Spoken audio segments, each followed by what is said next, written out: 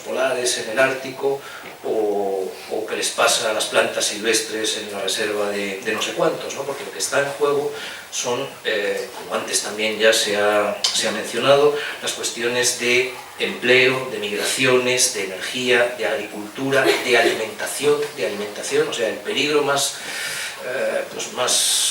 inmediato para cientos de millones de personas en plazos breves, no en plazos muy largos, es la desnutrición y el hambre en niveles que pueden dejar chiquitos, ¿no?, todo lo que hemos conocido en el pasado reciente, por las consecuencias que tiene el cambio climático sobre los sistemas agroalimentarios.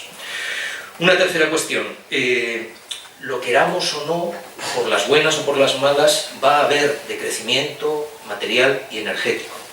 Eso no es una opción, ¿no? El decrecimiento no es un movimiento de idealistas bien intencionados que proponen cosas imposibles, ¿no?, sino que es la perspectiva real, concreta, ante la que se encuentran nuestras sociedades, ¿no? Para ver eso con detalle tendríamos que ligar la cuestión climática con otras cuestiones, ¿no?, el cenit del petróleo, más allá de eso las escaseces de energía y materiales básicos a las que nos enfrentamos en los decenios que vienen. Esa es la situación en la que estamos, ya digo, no es una cosa opcional, ¿no? Descenso energético y problemas con una considerable cantidad de materiales.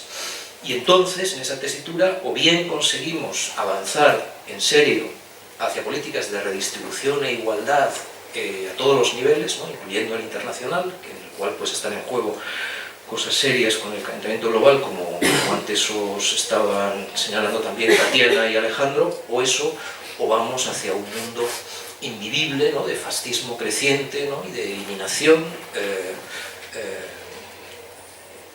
en último extremo física también, de sectores amplios de la población mundial.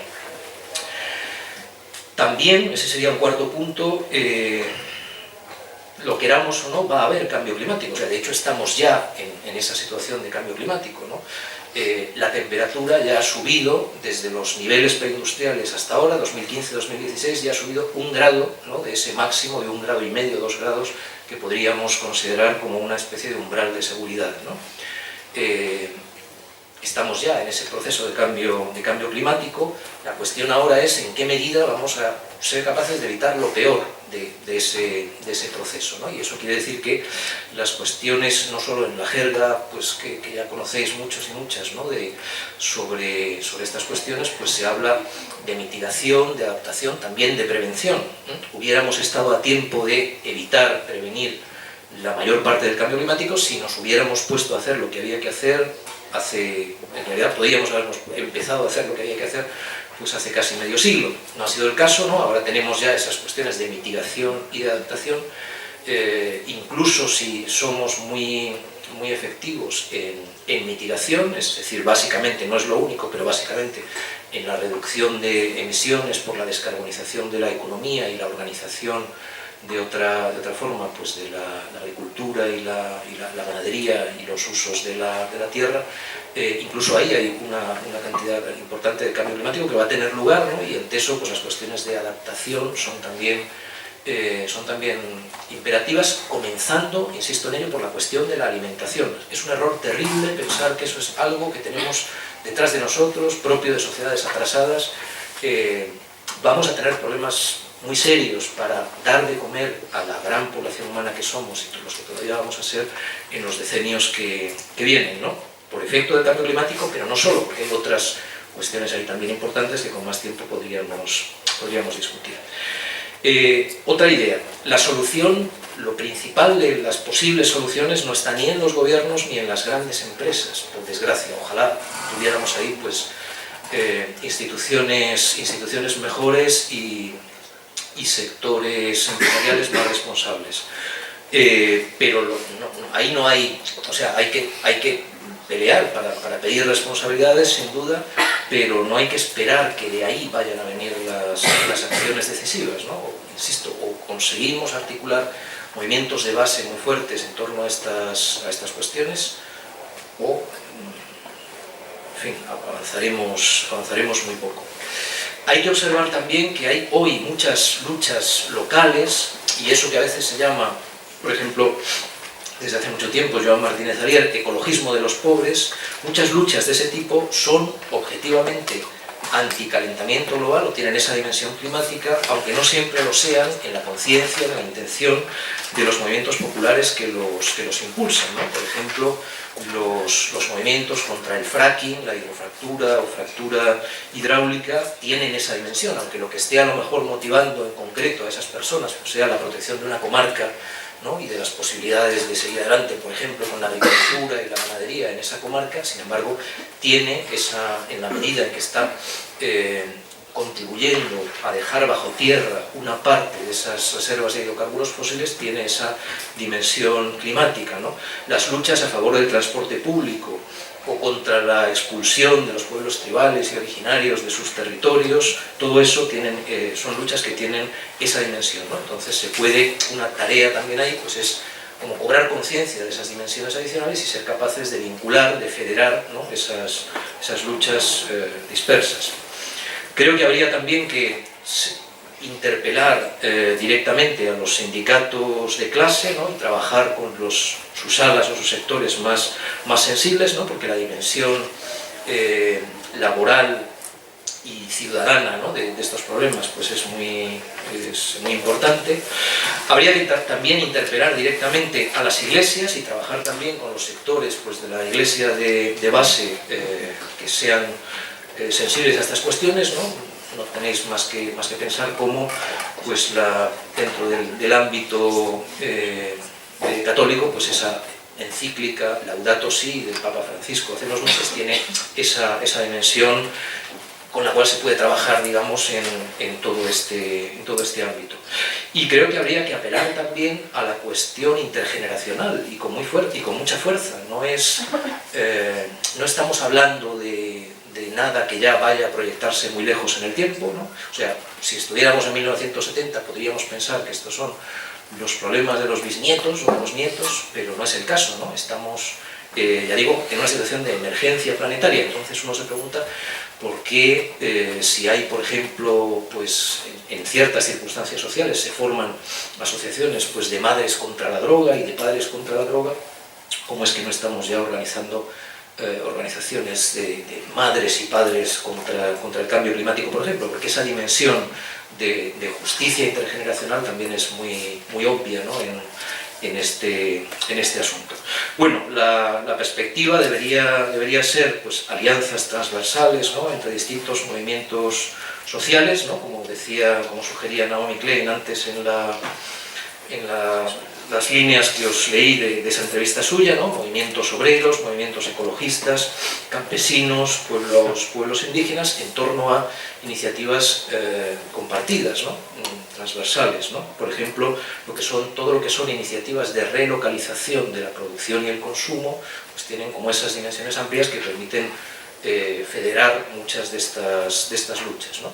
Y luego también están las iniciativas personales, ¿no? Pues que cualquiera puede llevar a cabo, ¿no? Dejar de usar el automóvil privado, no volar, dejar de consumir carne, son cuestiones que en un mundo que realmente haga frente al calentamiento global pues tienen su peso, ¿no? Que deberían ser también objeto, ¿no? De políticas por parte de movimientos de consumidores con dimensión ciudadana. Bueno, eso es yo creo que lo esencial. Voy a acabar sugiriendo, ya como tema para el debate, que enseguida iniciaremos, pues como 6 asuntos altamente problemáticos, muy difíciles, ¿no? En esa etapa pues, posterior a la COP21 de París, de los cuales hay que hacerse cargo de alguna forma, ¿no? También para avanzar. 6 asuntos. El primero, la cuestión de emergencia planetaria, emergencia social y ecológica. Los tiempos y los plazos son mucho más breves de lo que tendemos a pensar y de lo que la desinformación reinante pues tiende a hacernos creer, ¿no? Decía en un libro suyo muy valioso de hace unos años, de 2009, James Hansen, uno de los mayores climatólogos del planeta, decía: el planeta Tierra, la creación, el mundo donde se ha desarrollado la civilización, el mundo con las pautas climáticas que conocemos, se halla en peligro inminente. Continuar la explotación de todos los combustibles fósiles de la Tierra amenaza no solo a los millones de especies vivas del planeta, sino también la supervivencia de la humanidad misma, y los plazos son más breves de lo que pensamos. Eso es así, ¿no? Con más tiempo, pues lo explicaríamos seguro con más detalle desde la mesa. Ese es un primer asunto, los plazos. El segundo, nos hace falta una reducción drástica del uso de energía en los países del norte. Sin eso, sin una reducción del uso de energía en los países del norte, no hay manera de hacer cuadrar las cuentas para evitar lo peor del cambio climático. En tercer lugar, necesitamos también ser capaces de dejar bajo tierra la mayor parte de los combustibles fósiles que aún existen, ¿no? Antes lo mencionaba también Alejandro, ¿no? O conseguimos dejar bajo tierra aproximadamente las 4/5 partes de las reservas ahora aprobadas de combustibles fósiles, o no habrá casi nada que hacer. En cuarto lugar, el asunto de la justicia, las dimensiones de justicia climática, ¿no? y esa asunción de responsabilidades diferenciada, ¿no? por parte de países y sectores. Y luego, como dos últimos asuntos enormes, los obstáculos, o sea, en realidad estamos topando, el calentamiento climático es un síntoma, no es un fenómeno que es un síntoma de otras dinámicas más profundas, ¿no? Y ahí topamos con dos obstáculos muy grandes, ¿no? Uno es lo que yo suelo llamar la tecnolatría que profesan nuestras sociedades, ¿no? Esa creencia, pues, con características casi de fe religiosa, ¿no? En que las innovaciones técnicas van a sacarnos las castañas del fuego. Esto tiene formas específicas de aparición en torno a la cuestión climática. Entonces, el obstáculo de la tecnolatría, lo que necesitamos son sobre todo cambios culturales, políticos, sociales, económicos, éticos y también técnicos, pero apostar, como lo hacen nuestras sociedades, esencialmente por la técnica, pues no nos va a servir. Y en segundo lugar, o en sexto lugar de estas 6 cuestiones, chocamos también contra lo que son las dinámicas sistémicas del capitalismo. El capitalismo necesita crecer para funcionar medio bien, y ahora lo que necesitamos es, en términos así muy sencillos, una contracción de emergencia, en una situación planetaria de emergencia. Entonces ahí también pues el choque de dinámicas es muy fuerte.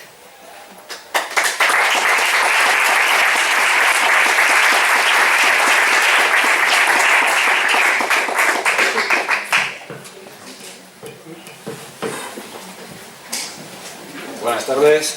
Bueno, yo creo que estáis preguntándoos... Sí, te he observado antes cómo lo hacías y ahora creo que lo he pillado. Pues estáis preguntando qué os voy a contar después de estas tres intervenciones, y es verdad que es complicado porque yo creo que habéis dado ya un amplio abanico de propuestas y análisis, pero vais a ver que siempre se puede contar más. Y voy a empezar con una historia de una persona que es bastante simbólica ahora mismo para nosotros, la gente que trabajamos sobre cambio climático y migraciones. Y esta persona se llama Teichota. Y Teichota tiene una cosa peculiar. Vive en una isla pequeña, que está en el Pacífico. Esta isla se llama Kiribati. Y Kiribati se encuentra solamente 2 metros por encima del nivel del mar. Entonces tiene un problema. Más allá de que dentro de unos cuantos años, si sigue adelante el cambio climático tal y como es, va a desaparecer esta isla, ni más ni menos. Pero ya, ahora mismo tiene un problema. Con la subida del nivel del mar, tiene un problema porque se están salinizando sus aguas y ya no tiene agua potable. ¿Qué pasa con una persona que tiene agua potable? ¿Qué tiene que hacer?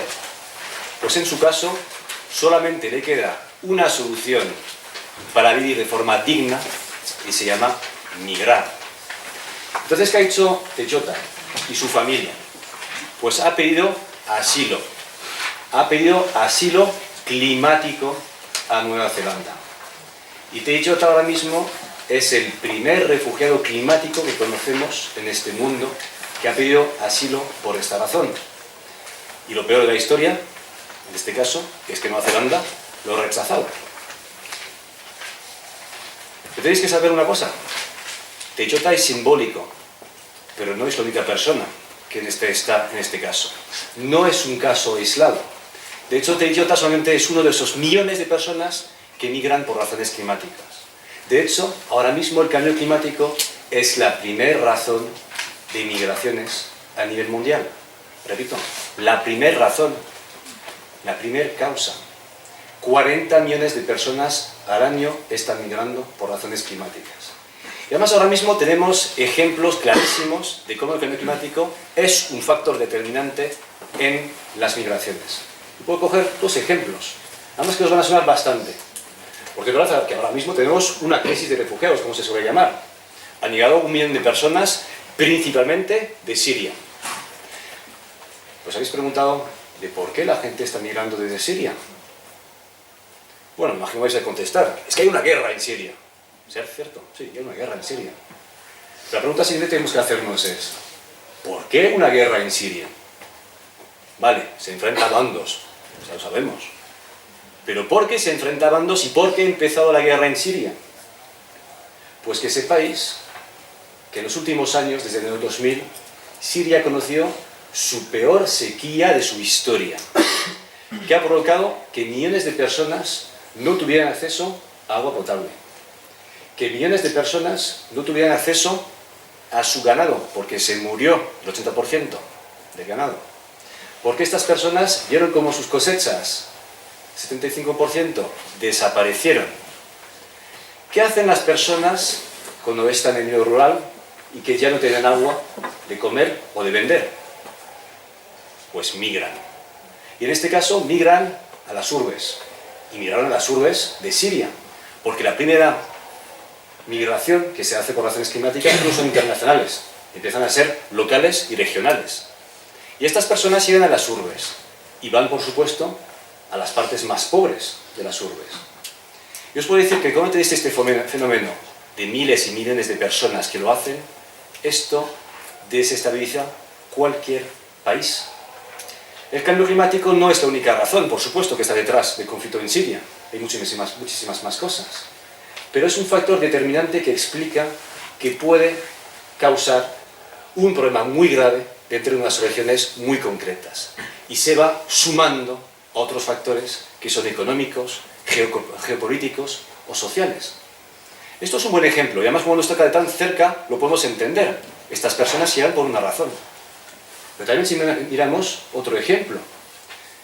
En 2011 hablamos bastante de las primaveras árabes. ¿Os acordáis, verdad? Marcó la época. Que sea Egipto, que sea Libia, por ejemplo, o Túnez. Pero nosotros ya no llamamos estas primaveras árabes primaveras democráticas, porque ante todo fueron revueltas del hambre. Gente que no podían comer, que se rebelaron. Esta gente al principio no se rebeló porque no podían votar. No. Se rebelaron porque no tenían de comer. ¿Y por qué no tenían de comer? Pues vamos a ver. Porque los precios de los alimentos eran muy altos. Muy altos por varias razones. Uno, porque el precio del petróleo era altísimo. Y ahora mismo ya no comemos alimentos, comemos petróleo. Porque todo lo que coméis viene de fuera de donde vivís. Solamente el 5% de lo que estáis comiendo viene de aquí, solo el 5%. Estáis comiendo transporte en petróleo, agricultura intensiva, pesticidas, químicos, refrigeración, tractores. Esto es la comida que tenemos ahora mismo. Cuanto más alto es el precio del petróleo, más alto son los precios de los alimentos. Además, en 2011 también hubo las peores cosechas en Canadá, en Rusia, en Australia, que son los graneros de este mundo del trigo. ¿Y cuál es la cosecha? Malas. Por causa del cambio climático suben los precios de los alimentos.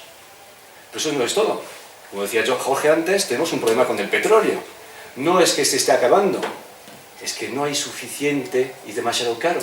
Por tanto, la gente está buscando otras maneras de crear, de producir energía. ¿Y lo que hacemos? ¿Sabéis lo que hacemos?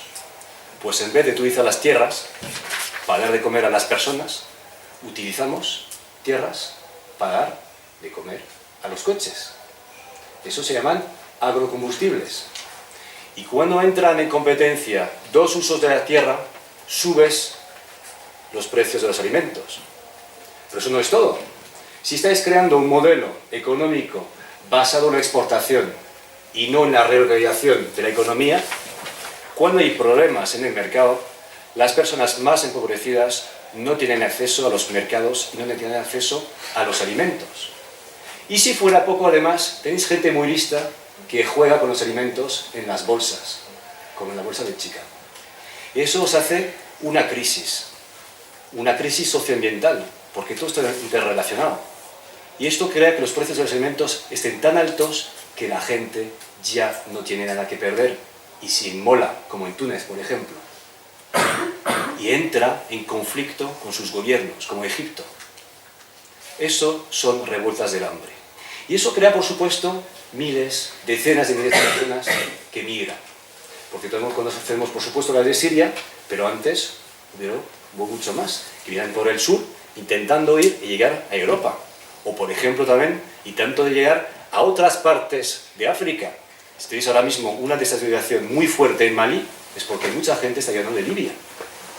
Entonces, esto es lo que llamamos una causa climática, una causa, mejor dicho, socioambiental, detrás de las migraciones que tenemos ahora mismo. Y eso lo tenemos que reconocer. Y eso es el primer paso. Y el problema que tenemos, si miramos la legislación internacional, es que no aparecen las causas climáticas o las causas ambientales en reconocer a un refugiado. De hecho, tenéis un convenio. Un convenio, el Convenio de Naciones Unidas de 1951, que reconoce y que da un estatuto a los refugiados. Y dice que un refugiado lo puedes reconocer porque está perseguido por razones de raza, de religión, por ejemplo, o de nacionalidad. Pero claro, fue escrito hace 70 años. En ese momento el cambio climático, no digo que no existía, porque ya teníamos un impacto sobre el medio ambiente, pero no estaba en la agenda. Y por tanto, no está reconocido. Y por eso nuestro amigo Teichota, cuando llega a Nueva Zelanda, no tiene ninguna legislación ahora mismo que le apoye, que le respalde. Sin embargo, como lo reconoce la Organización de Migraciones, ahora mismo, internacionales, dice que lo primero que tenemos que hacer es reconocer justamente que existen migraciones forzadas. De aquí viene el refugiado. El refugiado no es un migrante que quiere emigrar, es un migrante que se ve forzado por las condiciones, y en este caso, forzados por condiciones medioambientales, que repito, es la primera causa ahora mismo. Entonces, ¿qué tenemos que hacer para solucionar parte del problema? Pues reconocer que existen y darles una protección internacional. Esto se puede hacer a diferentes niveles, empezando, por ejemplo, introduciendo en el Convenio de Ginebra de 51 un protocolo que diga que existen refugiados climáticos, refugiados ambientales que tienen derecho a la protección internacional cuando toquen a nuestra puerta. También tenemos que cambiar y mejorar las leyes europeas, porque leyes sobre inmigración, sobre migraciones y sobre refugiados tenemos bastantes, pero ninguna tiene en cuenta este nuevo factor. Aquí tenéis, por ejemplo, directivas sobre protección temporal, directivas sobre protección internacional y directivas también sobre trabajadores estacionales. Esas tres tendrían que incluir ya este concepto de refugiados climáticos y migraciones climáticas. Pero también se puede hacer a nivel español. No tenemos que esperar a que se mueva Europa. Nosotros aquí lo podemos hacer, porque otros países ya lo han hecho. Si vais a Suecia, si vais a Finlandia, por ejemplo, reconocen los refugiados ambientales dentro de su legislación nacional. España lo podría hacer también. Pero eso es la parte más legislativa, porque tenemos que hacer mucho más. También tenemos que ir a la causa de esto. Por supuesto, tenemos que dar una salida a los refugiados que ya están llegando, sean razones políticas, climáticas o económicas. Y aquí tenemos un gran debate, una gran lucha en la Unión Europea. Y aquí voy a hacer una parte. El problema que tenemos ahora mismo con la crisis de refugiados no es el problema de la Unión Europea. ¿Quién está bloqueando y puteando, para decirlo de una forma muy clara, por qué están matando a gente ahora mismo? Son los Estados miembros. Cuando decimos, tenemos un problema con Europa, no os equivoquéis. La Comisión Europea hizo su labor. El Parlamento Europeo también. ¿Quién ha hecho lo máximo? ¿Quién ha hecho lo máximo para que los refugiados no lleguen a sus países? Son los gobiernos nacionales. Es Hungría, es Dinamarca, es Polonia, es España. Entonces luego que nos vengan a ver los gobiernos nacionales diciendo Europa lo está haciendo mal. Esto es hipocresía total. Entonces no os equivoquéis en el relato. Hay que ir a la fuente. Y la fuente ahora mismo son los egoísmos nacionales, no Europa. Y tampoco las personas a nivel local que han dicho claramente queremos que los refugiados tengan una vida digna en esos países. Tienes que recordar, por ejemplo, las ciudades refugio, en Barcelona, por ejemplo, en Madrid, diciendo queremos acoger a los refugiados, vengan donde vengan, sean climáticos o económicos. O, por ejemplo, los aficionados del fútbol. No sé si habéis visto esta imagen, los estadios de Alemania, todos los aficionados con sus pancartas diciendo Refugees welcome. Esto es Europa también, no os equivoquéis. La gente que tenemos que echar del gobierno son los que gobiernan a nivel de los gobiernos nacionales. Bueno, ese era un apartado solamente para dejar las cosas claras, porque yo creo que es una cosa que es bastante fundamental ahora mismo. Y entonces también, si queremos ir a la causa de lo que hay, aquí también tenemos que hablar de COP21, porque se supone que COP21, además de las soluciones que está pasando, también tiene que ir a las causas. Entonces voy a abrir aquí mi segunda paréntesis, porque habéis dicho muchas cosas, pero os voy a dar también el análisis que hacemos desde los verdes europeos y desde ECUO, que os voy a resumir de la forma siguiente, de forma muy breve. Para nosotros, COP21 es a la vez un milagro, un desastre y un posible punto de inflexión. Las tres cosas a la vez. Es un milagro, primero, porque claramente haber conseguido un acuerdo universal entre 196 partes es casi increíble. En comparación con lo que podría haber sido, es un milagro. Porque os podéis imaginar, ahí teníamos en COP21 un sector, por ejemplo, de países como Arabia Saudí, Polonia, Venezuela, Argentina, defendiendo sus combustibles fósiles. Polonia, por ejemplo, Polonia con el carbón, Arabia Saudí con el petróleo. De hecho, Arabia Saudí estaba ahí no con su ministro del Medio Ambiente, porque ellos no tienen, con el ministro del petróleo. Entonces, si os podéis imaginar, que el ministro del petróleo no va a defender, por supuesto, la sostenibilidad, desde luego. Ahí tenemos también países defendiendo su supervivencia, ni más ni menos. Islas del Pacífico y del Caribe. Ellos nos decían, además, yo creo que fueron los más emocionales, los más duros con nosotros, diciendo, si no hacemos nada, si no llegamos hasta el 1,5 grados, pues desde luego nuestras islas van a desaparecer. Y luego tienes otras partes, Estados Unidos, que decía, yo no puedo tener un acuerdo vinculante, si no me lo tumban en el Senado, no puedo tenerlo. Entonces imaginaos con nuestros miembros, ¿qué tipo de acuerdo podemos tener? Pues es complicado, porque con los miembros de la gobernanza mundial que tenemos ahora mismo, es imposible tener otra cosa que no fuera un acuerdo de mínimos. Pero también me gustaría decir otra cosa. No podemos esperar mucho más de París o de COP21 cuando en España ni siquiera somos capaces de poner el cambio climático dentro de la campaña electoral. Ojo a esto. Podemos criticar todo lo que queramos, pero aquí COP21 estaba durante la campaña electoral. 2 debates importantes tuvimos a 3 media del país. ¿Cambio climático? ¿Os acordáis de algo? ¿Qué dijeron ahí? Nada. En el segundo debate dijeron, bueno, si queréis hablar de cambio climático, podéis mirar el programa de los candidatos. Esto fue el lugar que tuvo el cambio climático. ¿Ya tenemos narices para pedir que haya más ahí en París? Bueno, nosotros no hemos hecho la labor a nivel local. Pues eso me parece a mí una gran hipocresía por parte de la ciudadanía que está pidiendo cambios de los gobiernos. Pero al mismo tiempo es verdad que es un desastre. Es un desastre, porque eso lo han comentado Tatiana y Alejandro, lo que tenemos, pues que tenemos herramientas dentro del propio acuerdo que no son suficientes en comparación con el objetivo ambicioso que se ha puesto. 2 cosas básicas. Los compromisos nacionales de los países, si los seguimos, si los aplicamos, vamos a superar, duplicar, por lo menos, el objetivo de aumento de temperatura. Es decir, vamos a los peores escenarios posibles. Eso no es bueno, porque otra vez, cuando decimos que llegamos a esto, no estamos hablando de forma esotérica. No, estamos diciendo que hay vidas en juego detrás. Gente que van a sufrir, gente que van a migrar.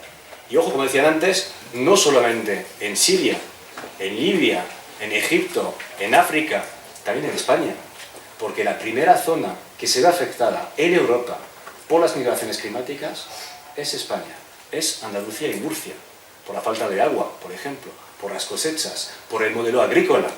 Y hay estudios que lo dicen, dentro de los próximos 20-30 años serán esas zonas que lo van a sufrir bastante. España. Entonces, no es suficiente, y no es suficiente tampoco porque un sector importantísimo que crea muchísimas emisiones de CO2, que es el sector de la aviación y el sector marítimo, el 10% de las emisiones de CO2 a nivel mundial no está incluido. Y esto es problemático también. Por eso no es suficiente, ha sido un desastre a nivel científico. Pero aquí tenemos que pasar a la tercera parte. Yo lo que llamo el posible punto de inflexión. Y tenemos que entender una cosa muy importante que pasó en París. En París también hemos ganado algo. Hemos ganado el discurso. Hemos ganado la hegemonía cultural climática. El discurso ecologista de los últimos 40 años es el discurso que ahora se encuentra formalmente en París. Ya se me vais a decir, sí, las palabras están muy bien, porque con las palabras, pues esto tenemos que llegar a los hechos. Pero ojo, compañeros y compañeras, si no hay palabra fuerte, no hay hechos posibles. Y ahora tenemos la palabra fuerte. Tenemos legitimidad planetaria gracias a COP21 y eso es lo que tenemos que utilizar. Porque muchas cosas no se juegan en los detalles del acuerdo. Muchas cosas se juegan aquí, en el imaginario colectivo, el imaginario social, el discurso. El discurso mueve a millones de personas, al igual que el discurso del Papa movió a millones de personas. Es igual, estamos en este nivel. Y eso lo tenemos que reconocer y lo tenemos que utilizar, que eso es lo más interesante. Y mucha gente nos ha equivocado. Vais a ver, por ejemplo, vamos a Estados Unidos. Habéis visto que tenemos un chiflado, ¿no?, que se presenta para los republicanos. Lo habéis visto, me imagino, vamos. Pues los republicanos dicen que COP21 es un peligro, no un milagro, un peligro, porque va en contra del comercio, según ellos. Ellos suenan con tumbar el Acuerdo de París. O podéis mirar, por ejemplo, al lobby del carbón que tenemos en Europa. Ellos dicen que por culpa de este acuerdo, el carbón y las energías fósiles en general son el enemigo número 1 de Naciones Unidas. Pues estas son lecturas bastante interesantes que tenemos ahora mismo de COP21, no solamente las nuestras, las suyas también son muy interesantes. COP21 abre una pequeña brecha de imaginario, una pequeña brecha de relato, una pequeña brecha que nos puede impulsar hacia la aceleración de la transición ecológica. Pero también aquí va a depender de nosotros y nosotras. Primero, en exigir a los gobiernos que cumplan con lo que han firmado. Eso es importante, porque ahora mismo tenemos que tener lo que llamamos coherencia entre COP21, el Acuerdo de París, y las políticas reales que se llevan a cabo a nivel local, a nivel nacional, a nivel europeo. Ya os puedo decir, si veis una cosa mala, por ejemplo, en la UAM, tenéis que aprovechar, oye, COP21, tenéis que poner acuerdo internacional, 196 partes, nadie puede decir que no. Tenemos que utilizar de esta forma, para acelerar esa transición ecológica. Y tenemos también que poner en marcha nuestros propios proyectos sin esperar a que los gobernantes lo hagan. Cosas que podemos hacer. Vamos a ver, voy a profundizar un poco lo que decía Jorge antes. De cosas muy simples. Primero, vais a votar. Pues no votéis a partidos que no tengan el cambio climático dentro de su programa. Ahora mismo, no poner la crisis socioecológica dentro de un programa de forma sistémica es reaccionario. Entonces, pues pedir a los partidos que lo pongan. Y si no lo ponen, pues no votar por ellos, para empezar. Si estáis vosotros en alguna organización política, sindical, una ONG, lo que sea, pues también llevar el tema. Porque esto es importantísimo. Hagáis lo que hagáis. Es un tema social, es un tema de justicia. Entonces, está en vuestras manos llevar el tema donde estéis. También se pueden hacer más cosas. Y recordar que el cambio climático, como lo cambia todo, tiene que estar en todas las políticas que se van a cabo. En todas las políticas. Ni una se puede salvar. Y una, por ejemplo, que es muy importante. Imagino que habéis oído hablar, quizás, del TTIP. ¿Os suena el TTIP? Empieza a sonar un poco más, ¿no? Os reís, pero hace 2 años yo hacía la campaña electoral a las europeas, decía TTIP, la gente me miraba, ¿qué estoy diciendo? Y ahora sí que la gente sabe lo que es. El TTIP es el Tratado de Comercio e Inversiones que se está negociando entre Estados Unidos y la Unión Europea. Pues el TTIP va a hacer una cosa. Si se pone en marcha, va a aumentar de forma drástica las emisiones de CO2. Por tanto, esto está clarísimo. A mí me da igual el TTIP, me da igual el comercio. Yo lo que veo es que tenemos un objetivo. Bajar de forma drástica las emisiones de CO2. El TTIP las va a aumentar de forma drástica. el TTIP no es compatible con COP21. Por tanto, el TTIP no es una herramienta que a mí me sirve para cambiar el mundo. Por tanto, no lo quiero. Es bastante básico. Y esto lo tenemos que tener en cuenta. Se llama coherencia de políticas. Todas las políticas que tenemos ahora mismo tienen que ir en el mismo sentido. ¿Pero qué más se puede hacer? Pues por supuesto, más allá de las políticas a nivel local, autonómico, nacional, europeo, pues también vosotros y vosotras, de forma colectiva, os podéis mover y poner en marcha proyectos que tienen en cuenta la justicia social y la justicia ambiental. Ejemplos concretos. En vez de poner vuestro dinero en un banco que va a dar más pasta para las nucleares, para el carbón, para las armas, que voy a dar nombres, pero vamos, los grandes bancos que tenéis ahora mismo hacen esto, pues hay proyectos alternativos de finanzas éticas. Quiero que miran también es el impacto ambiental